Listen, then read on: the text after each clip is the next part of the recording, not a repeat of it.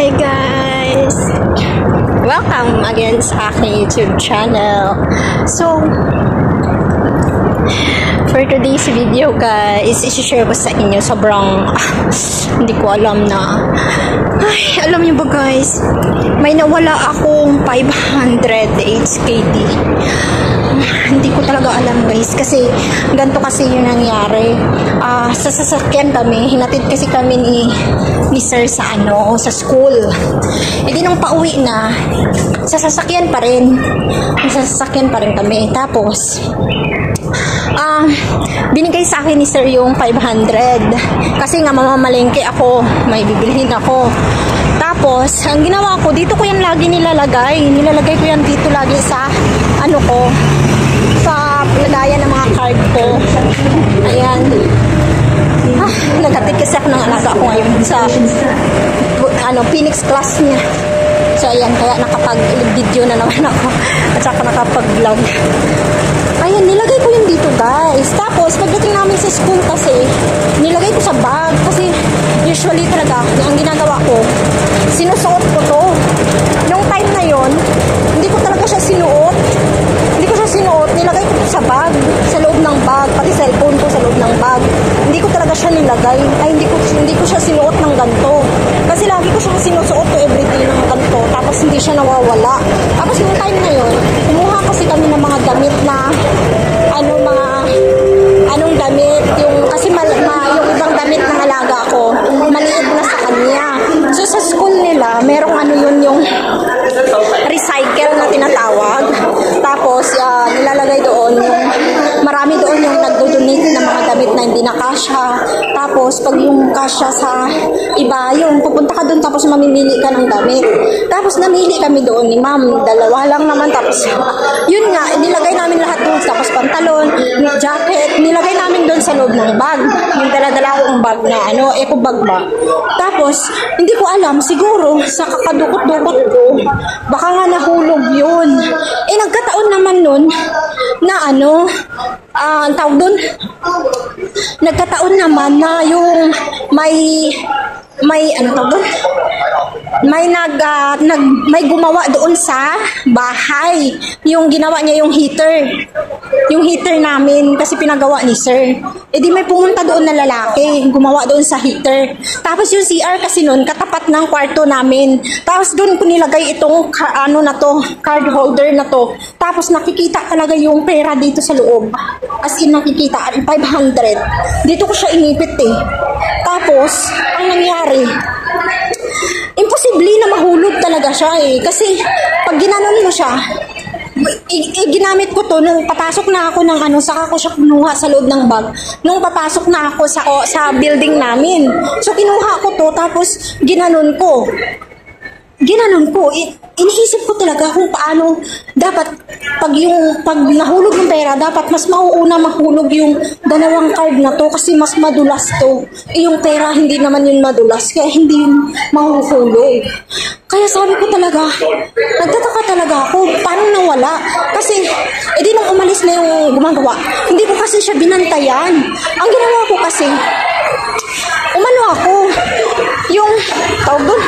kumain ako sa kusina kasi nung dumating yung gagawa ng heater na yon, kumakain ako. So hindi ako aware kasi may mga CCTV naman nga. So hindi ako aware na baka may kunin o Tapos ang nangyari, di umalis na yon. Di wala naman akong kasi hindi ko talaga alam na ganun mangyayari. Di pagkatapos ko kumain, tapos umalis na rin yung saglit lang naman kasi siya gumawa. Umalis na rin yung lalaki na yon. Nag-prepare na ako ng ng bag ko, tapos yung trolley kasi nga mamamalengke ako. Tapos syempre i-check ko yung tawag doon, yung pera. Chinek ko yung pera dito. Tapos wala, as in wala. Sabi ko, hala patay, asan na yun? Sabi ko wala, as in, wala talaga. Saan na? Hanap ako ng hanap talaga. Hinanap ko talaga ng hinanap. Pati sa nilabhan ko ng mga damit, yung kinuha namin ng mga recycle na damit, no?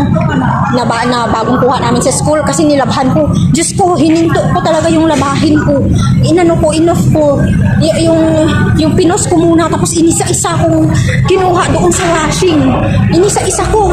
Talagang chinek ko talaga. Pinagpagpagpag ko kahit basa pa talaga siya. Sabi ko, hindi pwedeng hindi pwedeng mawala yun. Hinanap ko talaga. Kasi iniisip ko talaga, paano nawala? Kung mahuhulog man yung dapat doon sa bag. O kaya, pag nahulog ko yun na sa gate, sa sa gate ng building. Di ba dapat mapansin ko na may nahulog? As in, wala talaga. Kaya yun, nagtataka talaga ako. Tapos yun nga, edi minessage ko yung mom ko. Sabi ko gano'n, ma'am, sabi ko gano'n, nawawala yung pera. Sabi ko gano'n, mamamalingki ako. Sabi ko, nawawala, wala talaga dito sa lagayan. Sabi ko gano'n. Tapos, sabi ko, pwedeng i-check niyo yung CCTV. Sabi ko gano'n, kasi yung gumawa yung lalaki. Sabi ko, baka pumasok sa kwarto. Kasi as in, nilapag ko lang to, tapos nakaangat. Yung alam mo yung nakikita talaga na may pera sa loob. Nakaangat kasi siya. Pag nilagyan mo siya ng pera, diba, sa loob, nakikita. So, pinatong ko lang to doon sa table. Tapos, ang table na yan, pag doon ka sa CR, nakikita yun sa salamin. Nakikita yung gamit doon sa salamin. Yun. Pati yung cellphone ko, nakikita doon kung saan nakalagay. Ganun. Na may naka-reflect ba yung salamin sa kwarto? Nakikita pag doon ka sa sala o kaya doon ka sa loob ng CR, nakikita yung yung sa loob ng kwarto, yung salamin. Ayun. Tapos, ay nako, sige pa yung daldal ko, wala na pala yung video ko kanina. Tapos pag doon kayo sa CR, yung salamin, naka-reflect yun doon sa kwarto, nakikita yung mga gamit doon sa table. Yung yung nilagay ko na to, talagang nakikita talaga siya, guys. As in, nakaganon kasi yun, nakaganon yun. Kaya, wala akong magawa. Yun ang sabi nila, hindi naman daw pumasok sa room yung lalaki. So, siguro, ko talaga yun, nahulog ko siguro talaga yun. Nung pagkuha ko ng mga damit or nung pagkuha ko ng para magbukas ng gate doon. Ayun. Kaya sabi nila, kinausap ako nung gabi. Oh, Diyos ko dahil, kinausap ako ni sir at saka ni ma'am. Sabi niya gano'n, yun nga. Siyempre grabe yung kaba ko. Tapos sinumbong niya pala ako sa agency. Sinumbong niya ako sa broker ko. Tapos yun nga, pinagalitan ako ni Elise.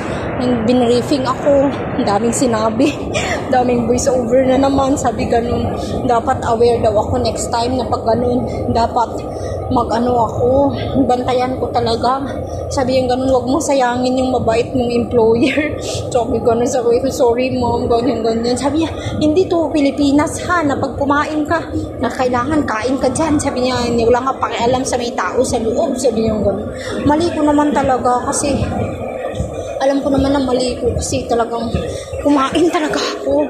Tinapos ko talaga yung pagkain ko. Hindi ko talaga binantayan yung lalaki. Kaya yun talaga yung mali ko, guys, na ay Diyos ko. Tapos sabi sa akin ni ma'am, hindi namin yun ikakaltas sa'yo yung nawala. Sabi niya ganun. Sabi niya, pero next time dapat maging aware ka na. Sabi niya ganun.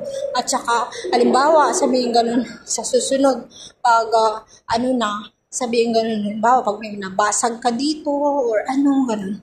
Sabihin ganun, ikakaltas na yan sa susunod. Sabihin ganun, 300 daw yung ikakaltas. Oo. Halimbawa, pag may nabasag kang gamit na importante, ganun. Tapos halimbawa kung may mawala pa, ulit ako. Ayan,